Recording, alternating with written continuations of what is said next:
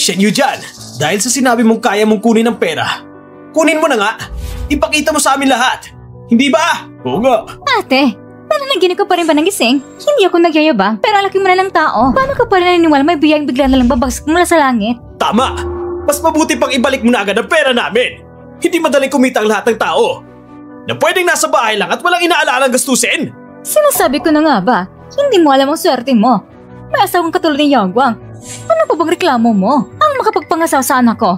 Kaya yan ang pinaghirapan mo na ilang henerasyon. Hindi mo alam kung ilang babae ang sa labas na nakapila. Lahat ang gusto mo pangasawang anak ko. Gusto mo bang makipaghiwalay? Kung talagang makikipag-divorce ka, wala ka namang pupuntang lugar kahit umiiyak ka. Ang pera ng pamilya namin, isang sinti mo, hindi mo madadala. Umasa ka na lang sa isang bili mo sa panaginip. Diyan mo lang tapusin at titirang buhay mo. Kung ayaw yung maniwala sa sinasabi ko, pag dumating ang pera, hindi yun mahahawakan. Sige, hihintayin namin kung may pera ka ba talaga. Pagkatapos na lang tayo mag-uusap. Sige, magpustahan tayo. Kung dumating ang pera mamaya, hindi lang kayo walang makukuha. Ibabalik nyo ang mga shares ko. At kung hindi mo maipakita ang 1 bilyon, magsisilbi ka sa akin habang buhay. At ang pera ko, kahit 1 sentimo, wala kang kinalaman. At luluhod ka at hihingi ng tawad sa akin. Sige, kasunduan na yan. Huwag kang pumayag. Nasiraan ka ba ng ulo? Bakit ka papayag sa pustahan yan? Kapag nanalo siya, maglilingag ka sa pamilya nila habang buhay. Jaja, maniwala ka kay Mama. Hindi mo tatalo si Mama. Naniniwala ka talaga sa scam na tawag na yon? Sa tingin ko, ayaw mo talaga magkipaghiwalay. Gusto mo talaga magpakahirap para sa kanila. Ikaw naghihirap. Dapat hindi na kita kinaawaan. Bakit ka maging katulang habang buhay? Jaja, maniwala ka sa pagkakataong ito. Pagkatapos ng araw na ito, hindi lang ako makikipag-divorce. Dadalhin pa kita sa mas magandang buhay. Ayoko na mas magandang buhay. Ang gusto ko, wala na. Ikaw na nakatatanda. Mga desisyon mo, hindi ko nasaklaw. Jaja. Pasensya ng Jaja. Pero hindi kita pwedeng idawin sa paghihirap ko. Kung may pera ko pagkatapos ng divorce, kaya kung bigyan ka ng pinakamagandang buhay.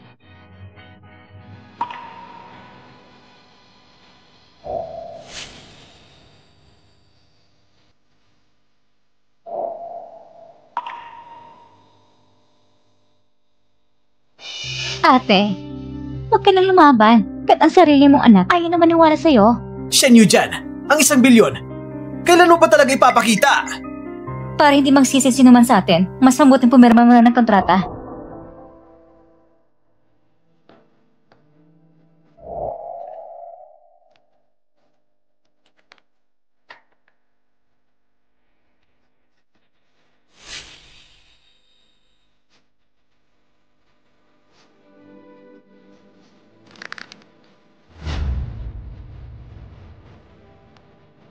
Ayon sa napag-usapan natin kanina, sino man ang matatalo, ay dapat sundin ang mga patakaran. Pumirma ka na.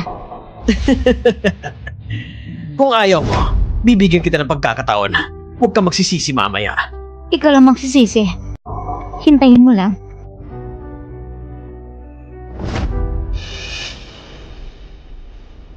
Sobrang tiwala niya na matatalo ako. Hindi ko pa siya nakitang ganito dati. Baka talagang nanalo siya ng 1 bilyong lottery. Bakit hindi ka pumirma? Natatakot ka na ba? May kakaiba kay Shen Yujian ngayon. Tsak na may pandiling lang dito. Bakit pa ako makikilahok sa ganitong walang kwentang laro? Sino bang nakakaalam kung anong pakulong ginagawa mo? Nagdududa na talaga siya. Anong oras na? Dapat dumating ang pera ko.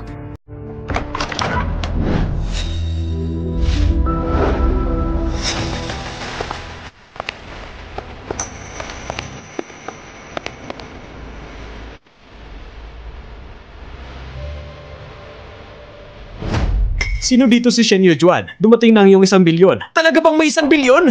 Grabe naman! Ang daming kahon!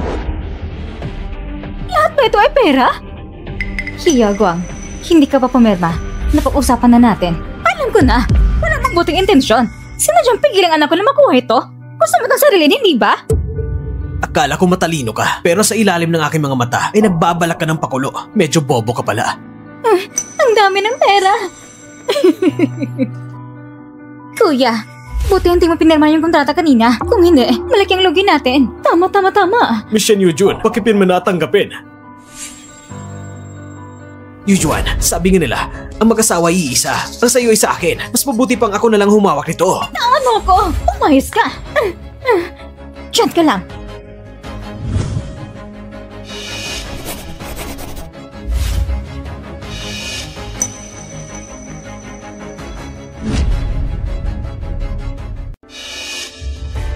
Ang galing! Ang pagkakataon may pera na lang nababagsak sa langit. Nakatawa pala sa atin.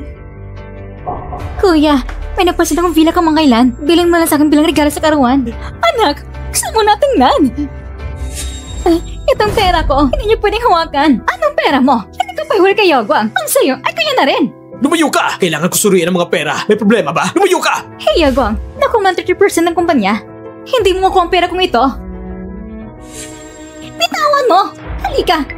Bitawan mo! Hey Yogwang, pera ko ito! Hindi mo pwedeng galawin! Hey Yogwang, huwag mong galawin!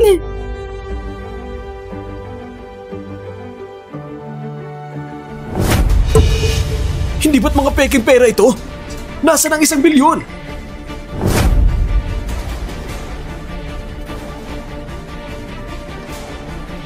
Shen Yujun, sana 1 bilyon mo? Bakit mga peking pera lang ito? Nasayang ang vela ko! Talaga na-akselo ko kasiyahan! Wala ka talagang hiya. Sabi ko na sa'yo, saan ka pukuha na ganyang pera?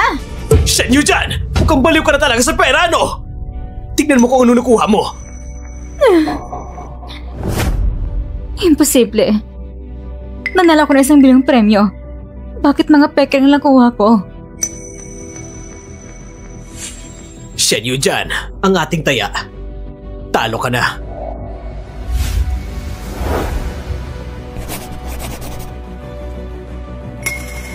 Oh, Shen Yujun, dati gusto ko pang palampasin ka. Hindi ko akalaing ikaw pang kusang naghuhukay ng libingan mo. Tignan ko na lang kung paano kita aasikasuhin pagkatapos ito.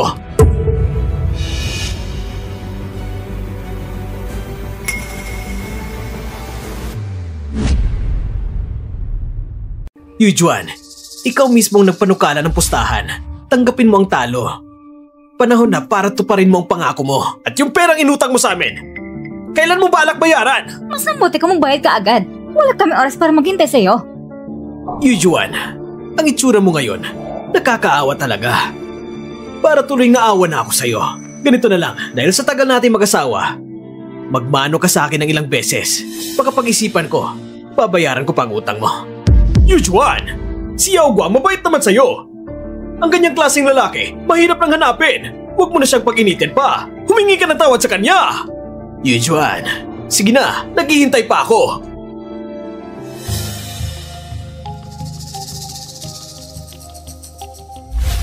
Sino nagsasabi na talo ako?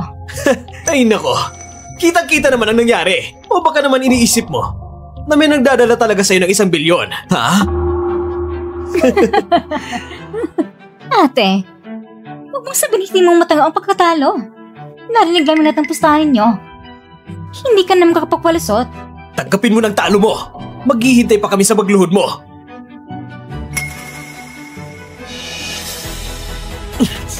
Gawin mo na!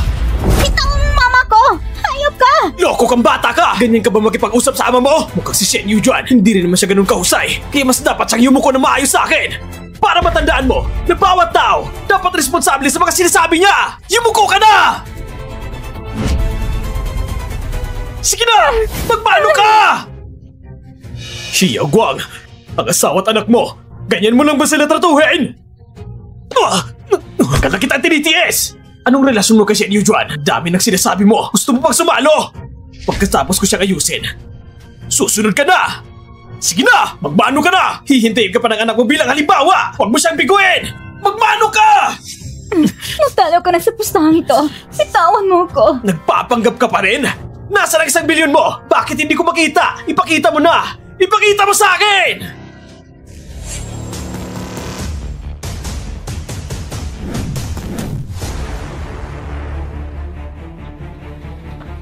Excuse me po, sino po si Shen Yujuan? Ako po yun. Magandang araw po, Miss Shen. Naipadala na po namin ang 1 bilyon mong premyo. Pakisuri po.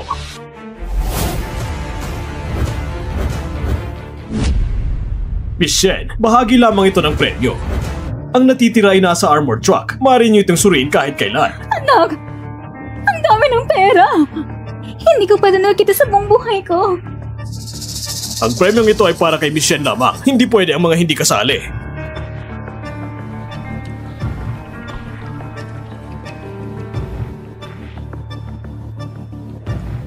Yujuan, magkasama kayo. Hindi pa kayo naghihiwalay. May anak rin kayo. Nagkakapanabik talaga. Nanalo ka ng ganitong kalaking premyo. Hindi mo lang sinabi sa amin. Napakasaya. Oo, ate. Pareho tayong pamilya. Huwag mong sama ng loob mo. Tingnan ko nga. Ate, anong ibig mo sabihin? Gusto ko nang tingnan kung totoong perang batch na ito. Bakit pa nagkapagkasakin mo? Hindi mo kailangan i-check ang pera ko. Anong pera mo? Hindi ka pareho kay Yagwang. Ang saya ka niya rin.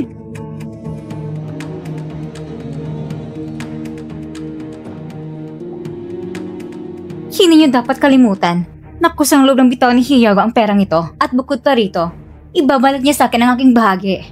Shen Yujan! Naglalaro ka ba sa akin? Sadyang nilagay mo ang patibong na ito para sa akin, di ba? Hiyago, ikaw mismo ang pumirma. Hindi kita pinilit, hindi ba? Sundin ang pustahan.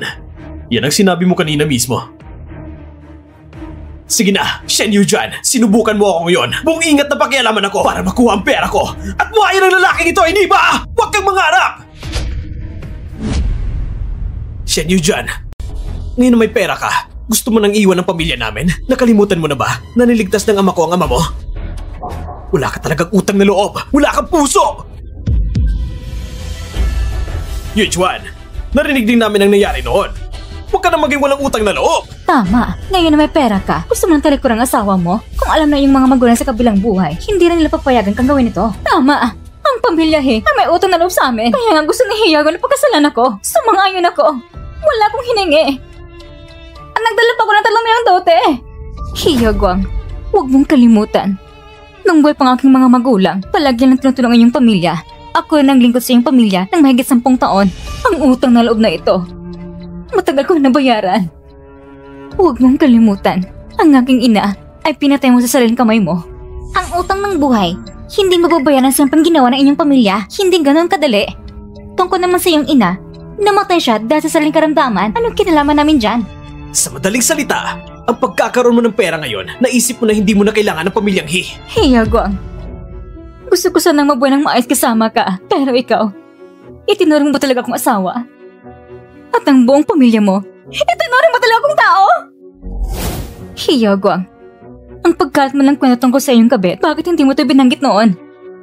Pinayagan mo pang mabuntis ang kabit at pinapangalagaan pa ng pamilya mo ng kabit. Bakit hindi mo ito sinabi noon? Kung totoo ito, sobra na ang ginagawa ng pamilyang He. Kung ganun nga, magkatuwiran lang kung gusto mong kipagwala si Yujuan. Huwag kayong maniwala sa kanyang paninira! Gusto lang niyang iwan ako at sadyang ibinabato ang dumi sa akin! Yujuan, sobrang sinaktan mo ako. Pinastas mo ako ng ganito. Akala mo ba wala kaming ebidensya sa iyong pagtataksil? Huwag kang mag-alala. Ipinahanap ko na kay Sis Dadlu ang ebidensya ng kanyang pagtataksil. Dapat ay nakuha mo na ito agad. Hiyagwang,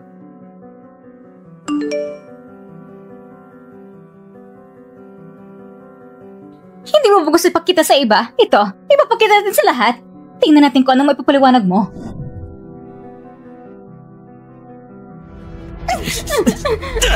Shen Yujan! Huwag kang maging labis! Ginawa mong lahat ng ito para pilitin ako makapaghiwalay sa'yo. Gusto mo rin makabalik sa kanya, di ba? Hiyagwang, ikaw ay basura. Iniisip lang lahat ng tao ay kasing basos mo rin.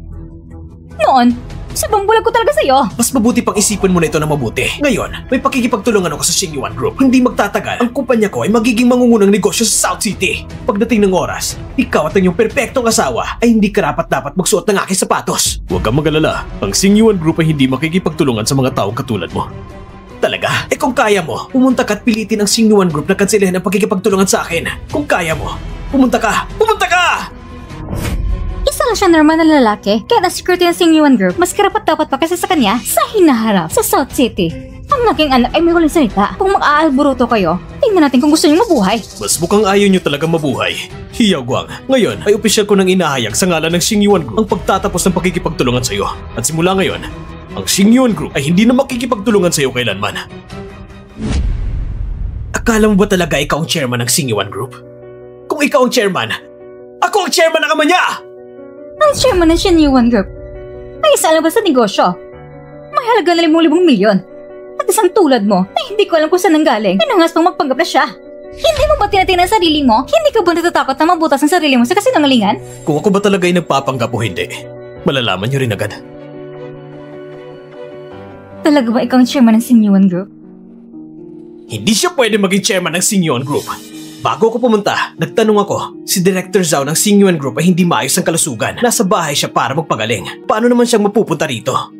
Dito sa akin, sakto, may numero ko ng chairman ng Xingyuan Group. Kung talagang gusto mo magpanggap bilang si Chairman Zhao, huwag mo ko sisihin kapag tinawagan ko siya at ilalantad kita. Oo, kuya. Bilisan mo na tawagan mo na. Naglalakas loob siya magpanggap bilang si Chairman Zhao. Kailangan ilantad mo siya sa harap ng lahat.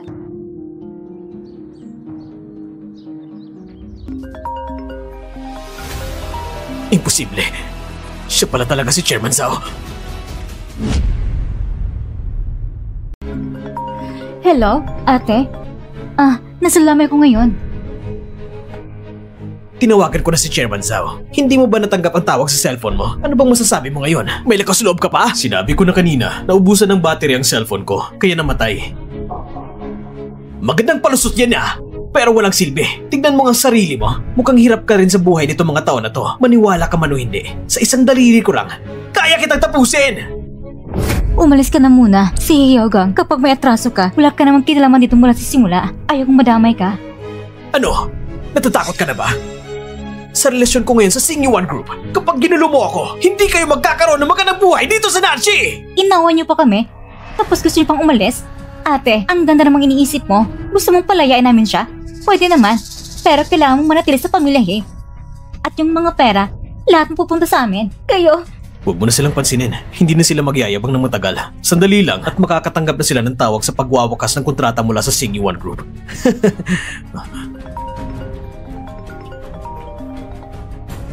anak, ano nangyayari?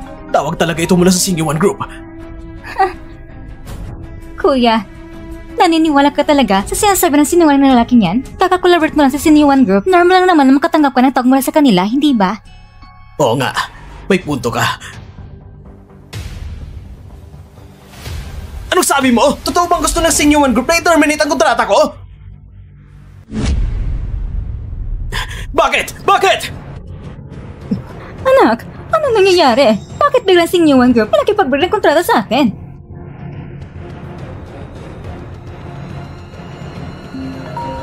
Yaguang, bakit bigla na gusto ng Xingyuan Group na putol ang proyekto? Tinatawagan ko sila pero walang sumasagot. Kakatanggap ko lang din ng abiso. Paano ko malalaman kung ano nangyari? Anong gagawin natin ngayon? Ang kumpanya ay nag-invest ng malaking halaga para sa proyekto. Kung kakansilahin nila ngayon, malulugi tayo ng 10 milyon.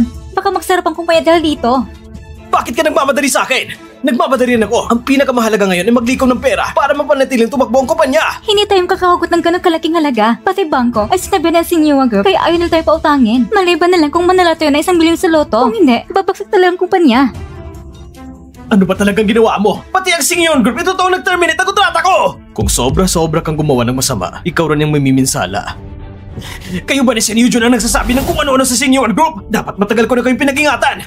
Malapit na mabankrupt ang kumpanya ko. Masaya na ba kayo ngayon? Ha?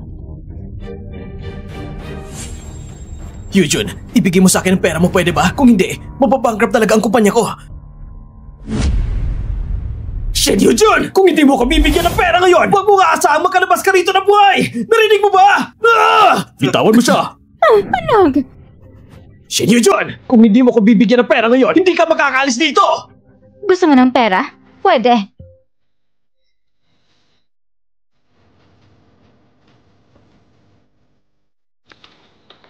Teka lang. Basta pirma mo na itong dokumento, ibibigay ko sa yung kalahati ng bonus ko. Ano? Anak, pirmahan mo na. Kunin mo muna ang pera bagong iba. Gusto mong kipag-divorce? Hindi yung ganun kadali. Hindi siya makatagal sa kamay natin. Oo nga, kuya. Kunin mo natin ang pera para masolusyon ang krisis sa kumpanya. Sa ngayon, talaga wala na ibang paraan. Sige, Papayag akong pumirma.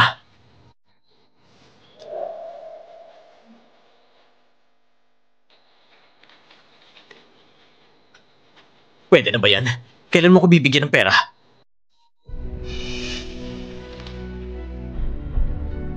Ha?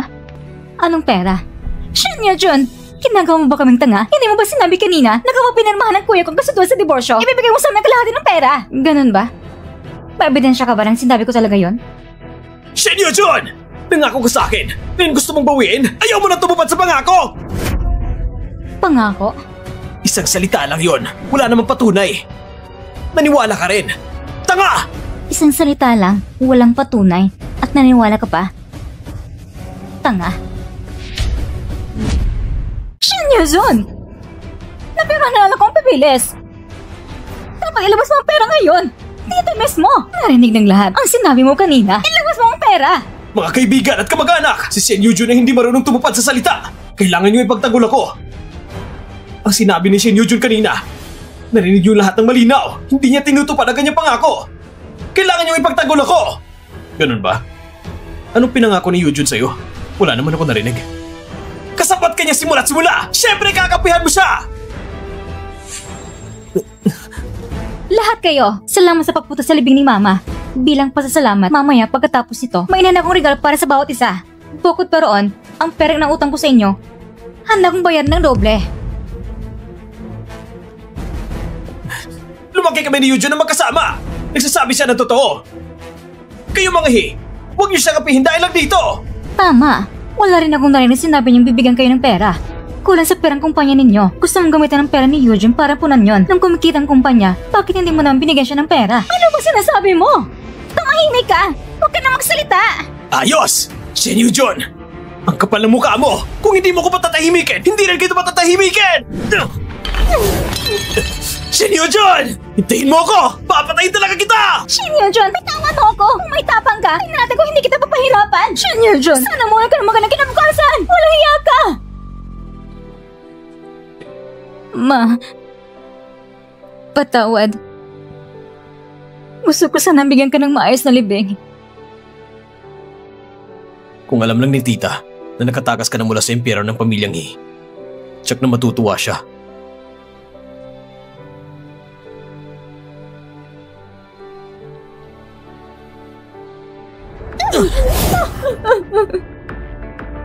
Anak!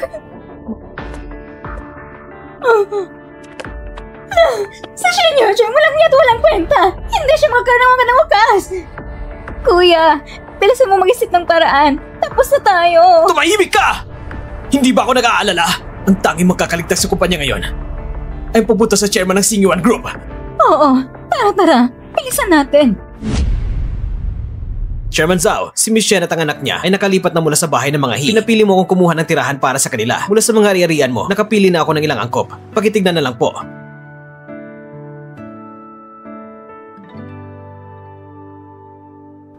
Ito nang pipiliin ko. Kailangan nang pumasok ni Jaja sa school. Mas malapit ito sa paralan.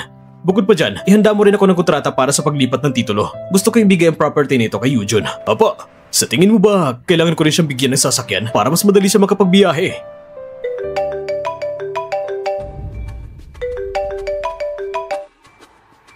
Tara na.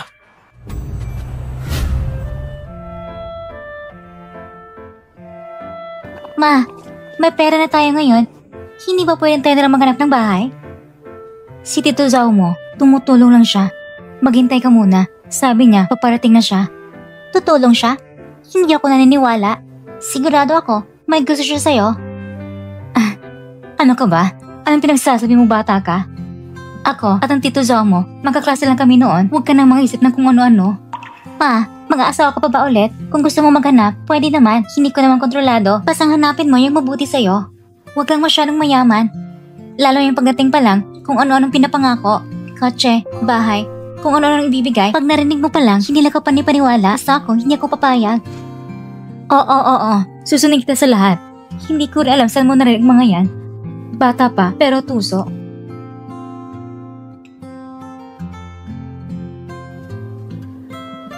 Sinyuan, kanina ka pa ba?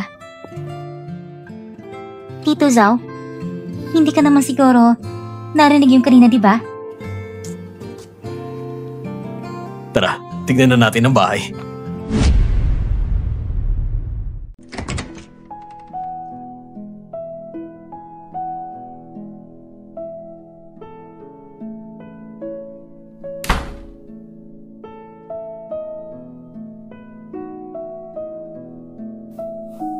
Ang ganda ng pagkagawa ng bahay na to. At ang ganda rin ng paligid. Malapit pa sa school ni Jaja. Jaja, ano sa tingin mo? Wala akong reklamo. Pero may kaklase ako nakatira dito. Sabi niya, mahal ang mga bahay dito. At hindi rin nagpapapaupa sa iba. Ang bahay na to, pagmamayari to ng isang kaibigan ko. Madalas siyang nasa abroad kaya akong pinapamahalan niya. Nasabi ko na rin sa kanya, pumayag siyang tumira kayo dito. Hindi ko inakala ganito ang bahay.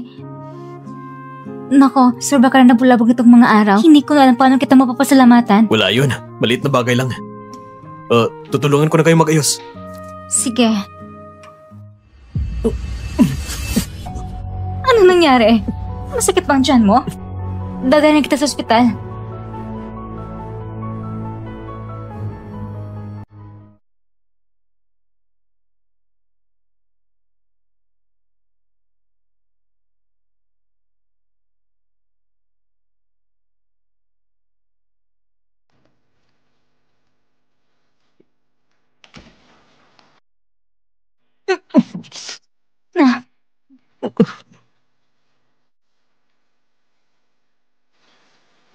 Kamusta ang pakiramdam mo? Sabi ng doktor, yung sakit mo ay sa matagal na hindi regular ang pagkain mo. Kaya lumala sakit ang tiyan, tinutong kita ng lugaw.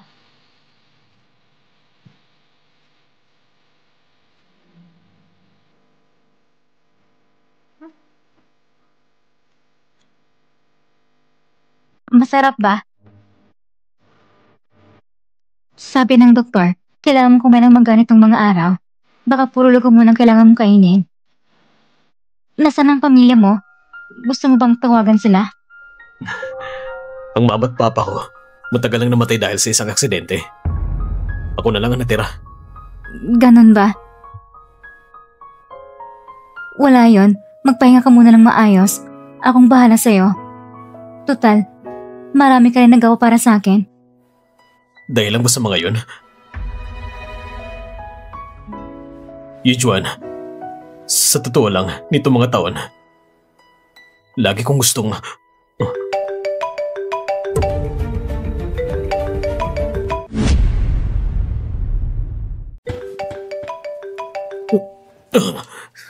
Tutulungan na kita. Yung kamay mo. Tatawag ko ng doktor.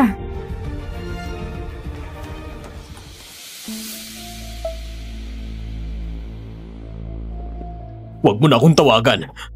Director Zhang, huwag mo na ibaba. Pwede ka bang malaman kung bakit niya kinansel ang proyekto? Ano bang dahilan? Talaga bang wala ng pagkakataon? Wala ng pag-asa. Ang Xingyuan Group, pinapahalaga ng karakter ng mga partner nito. At hindi kayo karapat-dapat. Pasyente ng bed 38, natanggal ang dextrose needle.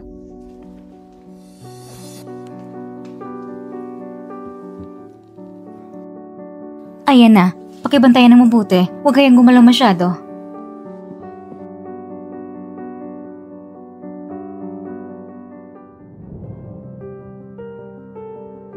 Sino yung tumawag kanina? Mukhang apurado. Wala yun. Trabaho lang. Hindi naman ganun kaseryoso. Oo nga pala. Nagtatrabaho ka ba sa Xingyuan Group? Parang dami mong alam tungkol sa kanila. Kung malalaman ni Yujuan ang totoong pagkatao ko, tsak nalalayo siya para kay Jaja. Sa Xingyuan Group, nagtatrabaho ko bilang isang security guard. Kaya minsan, naririnig ko mga chismis nila. Hindi ko lang nasabi sa'yo noon. Gutom ka na ba? Kumain ka pa ng konting lugaw.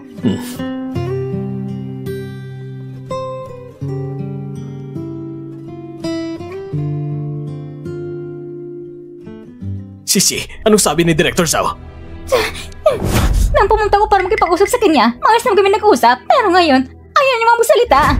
Sigurado may nagawa kay kakainis niya. Paano naman mangyayari yun? Hindi ko pa nga siya nakikita. May malaking hindi pagkakaintindihan dito. Sisi, May paraan ka ba para makausap si Director Zhao? Kailangan nating malinawan ang nangyayari. Kanina sa tawag, may narinig akong pasyente sa bed 38. Pakiramdam ko nasa ospital siya. Ayos to. Maghahanda muna ako ng regalo. Puntahan natin siya sa ospital.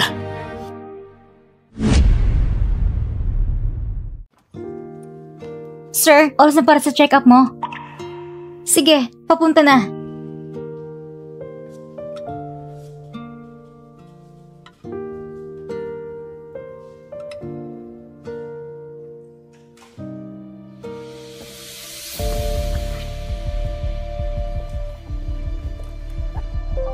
Hindi ba itong kwarto ng bed 38? Bakit walang tao dito? Baka naka-discharge na. Dito ka lang. Tatungin ko sa front desk. Sige. Ang luho naman.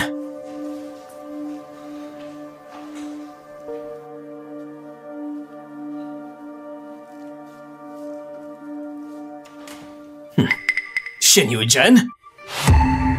Anong ginagawa mo rito? Talagang makitid ang mundo, ano?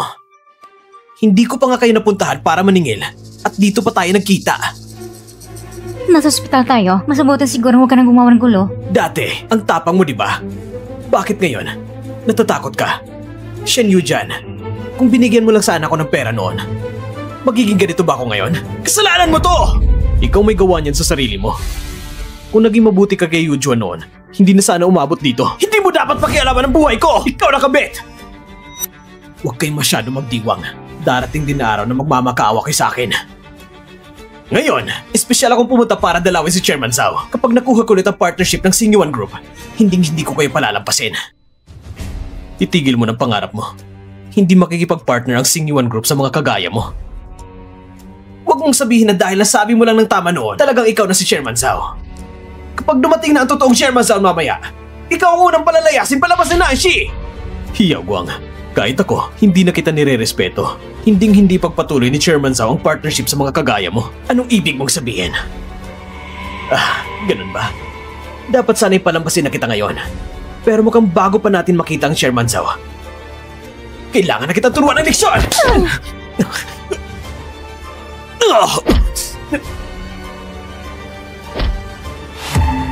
Tumigil ka!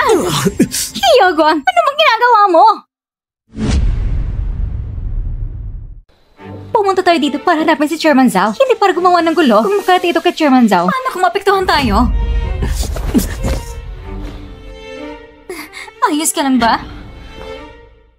Nakita ko na noon si Chetki. Hindi ko siya pwedeng hayaang makilala ko. Shen Yunjun? Bakit ka nandito? Ako dapat nagtatanong sa inyo. Itaiwan ng ospital. Hindi lang para magulo. Kayo nagka-admit dito? Hindi kaya... Anong balak mo? Sinasabi ko sa'yo, lumayas kayo dito. Shen Yunjun!